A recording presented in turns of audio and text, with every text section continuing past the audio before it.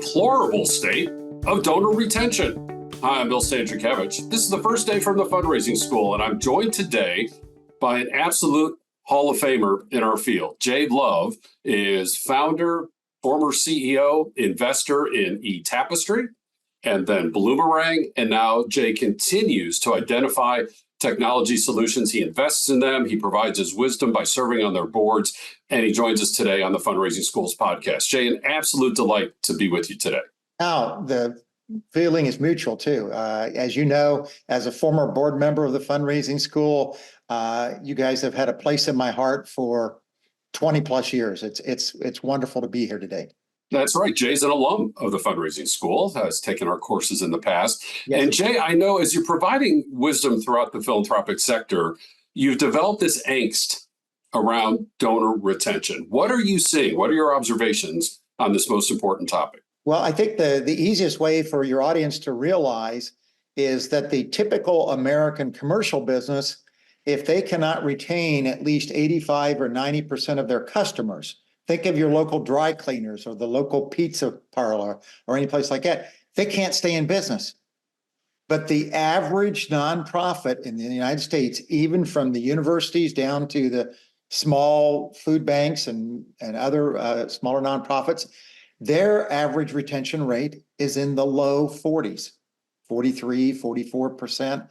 And this causes most fundraising boards and fundraising offices to be on this constant treadmill of trying to find new donors rather than nurturing and taking care of the existing donors at a higher degree. It's a great point. We get that question just about every time I teach. How do I find new donors? How do I find new donors? And our first response is, always worried about that. Yeah. What are you doing with your current donors? And by the way, if they're repeating, since such a small percentage do, it's time to invite them to upgrade their gift. So that's one strategy. But why do you think this is? Why is the percentage relatively so low? Well, first of all, we've got a large amount of turnover in the fundraising professional ranks. You know, the average tenure is 20, 21 months. So it's hard for them to really get to know the donors too, because they're off to the next gig or they get lured back into the commercial world or something of that nature. Plus, most of the board members they recruit, these are wonderful people from our normal society and business world and all, but they really have no idea of how to properly nurture the donors to do that. The only exceptions sometimes are, sometimes in the educational world, some of the major universities with their major gift officers and the private schools and all, they realize how important it is that someone doesn't even become a prospect for a major gift until they've been a donor for 5 to 6 to 8 years. And they realize that at that point in time, we can start asking for, 6 and 7 and 8 figure gifts if they've been with you, particularly if they reach that 10-year mark. And even relative to smaller nonprofits, somebody donating $500 might become a $1,000 donor or a $1,500 or $2,000 donor. And it's even more important for small nonprofits because they don't have the word of mouth that the others have, and they don't have the mega special events. So the core part of their constituents, if they take really good care of them, they can do that. Because in the nonprofit world, it's not really the Pareto principle of 80% of the funds coming from 20% of the donors. It's more like 92% of the funds come from 8% of the donors. So if a professional fundraiser and a professional board member, if they do nothing else, take really, really good care of that 8% and have multiple touch points with them per quarter and per year, and really get to know them, their families, and why they have this affiliation for your mission. So Jay, I just did a little quick algebra in my head as you were making that point. If it's that small of a percentage providing that much of the dollars, that would seem to me that the donors who are being retained are the larger dollar donors. Is that analysis correct? We see that obviously in the Fundraising Schools Giving USA report. But if you look at the actual data coming out of the Fundraising Effectiveness Project, and I urge everybody to take a look at their website also, the latest figures just recently came out from when this podcast is going to be released. And once again, the small donors and the mid-level donors have declined in number and declined in dollars. And even though overall giving is holding pretty steady, it's only due to those larger major gift donors that are making up the difference for that. So there's some lesson to be learned, but just think, what if we went ahead and nurtured the small and mid-sized donors a little bit more, because that's where the major donors are going to come in 5 or 10 years. And I'm really worried of what's going to happen as some of the major donors, and for the lack of a better term, are deceased in the future. Mhm. Yeah. The average major donor is above 65 or 70 years of age. So there's only so many more years that they're going to be able to actively give to your nonprofit. Jay, I'd like to go back to that point about identifying and nurturing our neighbors who are in those earlier rungs of the economic ladder, so to speak. They'd be making smaller gifts, maybe smaller, medium-sized gifts. And folks who've listened to this podcast, I bring this up all the time. Are fundraisers asking those folks? Are they inviting those folks? Are they stewarding our neighbors in those economic classes? Or is there such attention to ROI that I'm just going to go get the small number of large gifts that I'm not taking the time to invite everybody across the gift range chart, the donor pyramid, to be part of my nonprofit? What is your assessment? What is your observation in that regard as we think about the fundraising profession? I think the fundraising profession, it can be rather intimidating to say, how can we take an extra step to have better gratitude and better thank you processes for the small donors for that. But if they just break it into subsegments and realize that a first-time donor that is anywhere at or above your average gift size, if it's their very first time, that should always require a handwritten note and a personalized phone call. And what a better way to bring a brand new board member into the fold is to let them do nothing for their first year or two as a board member, but thank donors. When they do get through and they actually reach somebody or someone returns the call, they're going to find out how special the mission of that nonprofit is. But more importantly, just think about it.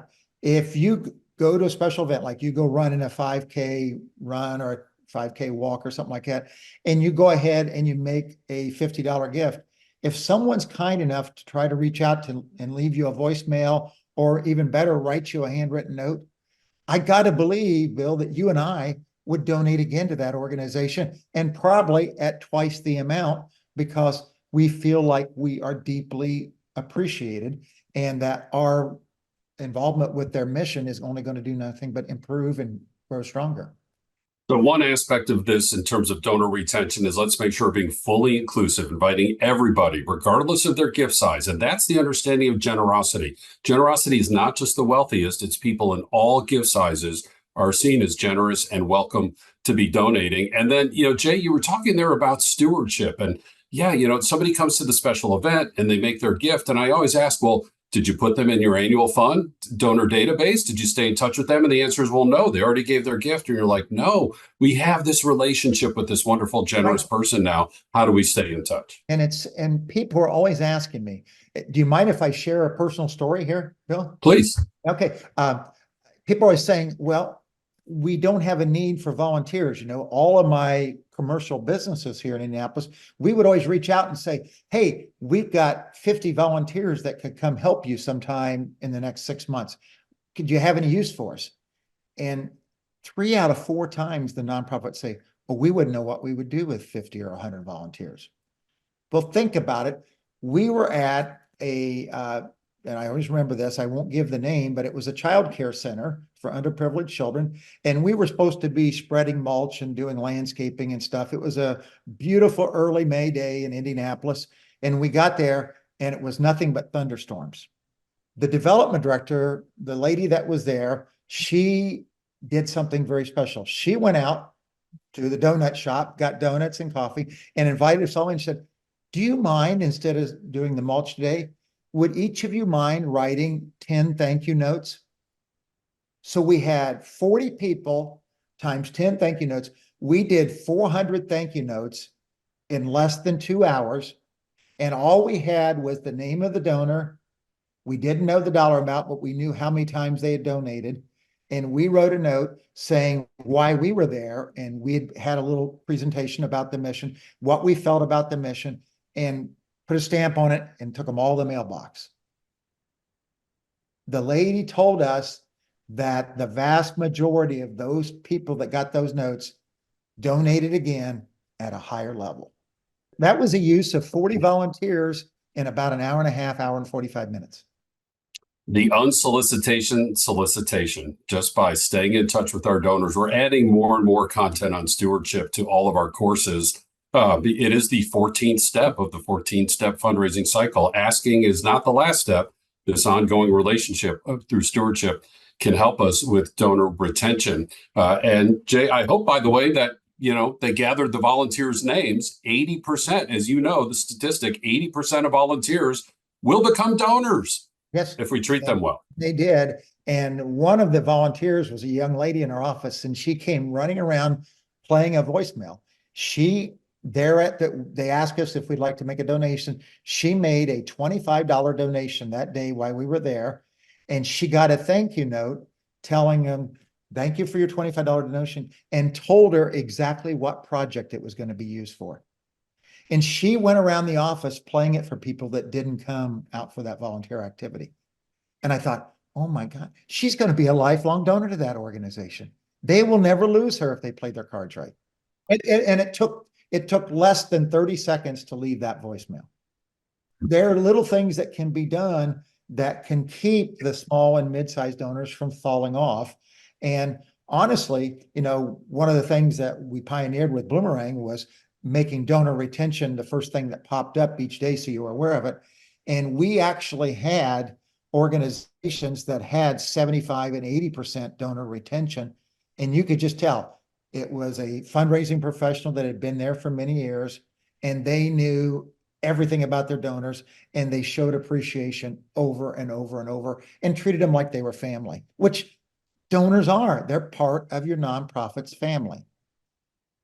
All donors are important. All gift sizes are important. And one thing I love about Jay's story wasn't a $25,000 donor. She was a $25 donor, and she received just as much attention with that voicemail and that stewardship call.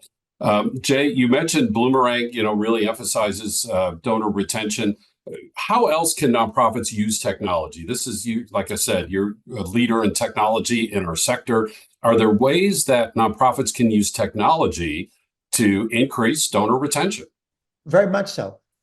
Make sure that you're properly thanking every donor, but then make sure that you've got a game plan, no matter what the size of the donor, but particularly brand new ones, that you've got at least 2 or 3 or 4 touch points in the next 12 months so that you reach out to them, and make sure that the majority of them are not another ask. They're just saying, here's our newsletter, here's an event we're having, et cetera, and build a communication plan. And then don't forget that there needs to be segments.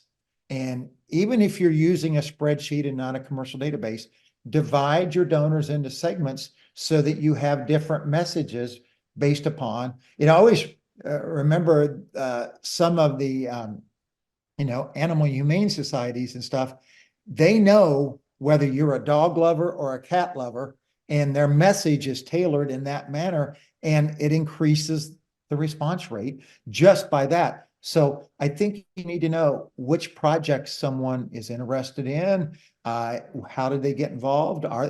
Just the mere fact that they're not just a donor, but as you mentioned, Bill, a donor and a volunteer, point that out.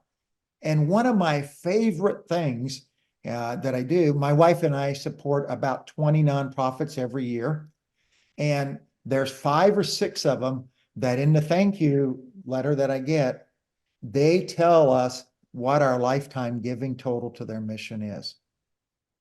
So simple, but yet so meaningful. And they give us recognition that you all of a sudden past the $10,000 level, or you passed the $50,000 level in lifetime giving, and you made me feel like a major donor. Very personalized with our donor stewardship. So as we take away these main points, let's be inclusive. Let's be asking everybody, regardless of gift size, that broad understanding of the word generosity. Let's find ways to stay in touch with them. And as Jay just emphasized, not always asking them for the next gift, but maintaining communication, maintaining relationship. And along that second point, Jay, we're often asked, well, what about donor fatigue? What about donor fatigue? I kind of wonder if there is donor fatigue. Is it because the nonprofit is asking for the next gift all the time instead of just maintaining this relationship? I think you have that, too many asks without, other types of communication, but also sort of impersonal and different types of ask to do that. If I've written a check and let's say, my alma mater is Butler University, and I've supported some aspect of Butler University, acknowledge that in my next ask and say, would you like to support that particular department or that particular project again? So often you're just grouped into it. And we really see that happen sometimes on the giving days, like Giving Tuesday. They send the same appeal to everybody and wonder why it's got a pretty low response rate when there is nothing personal about it and nothing personalized about it. So I think that's the other part of it, Bill, is not just the number, but can you personalize it in some manner and give one or two thoughts of thank you and gratitude in between. Jay Love is a leading innovator and entrepreneur in the philanthropic sector, has created tools that are now commonplace for fundraisers like eTapestry and Bloomerang. And he's guiding about a dozen others right now with his investments and his wisdom as a board member. We're so fortunate to have Jay Love on this edition of the First Day from the Fundraising School. Again, we're talking about how do we acquire donors? How do we maintain relationship with them, steward that relationship? And if they stay at the current dollar amount, great. But we also know the research shows, as Jay has taught us again today, that they're likely to upgrade their gifts over time. And when we start thinking about major gifts and fundraising campaigns and planned giving, this is the way the process works. And this is incorporated in our 24 public courses that are available in person in 8 U.S. cities and, of course, online anywhere around the world. We have customized training, quarterly webinars, and these free podcasts. All of the information is also gathered in our textbook, Achieving Excellence in Fundraising, now in its 5th edition. The website, philanthropy.iu.edu/the fundraising school. Our producers today are Mike Anthony and Jennifer Boffman. I'm Bill Stanczykiewicz, and now you are more fully informed on this first day from the Fundraising School.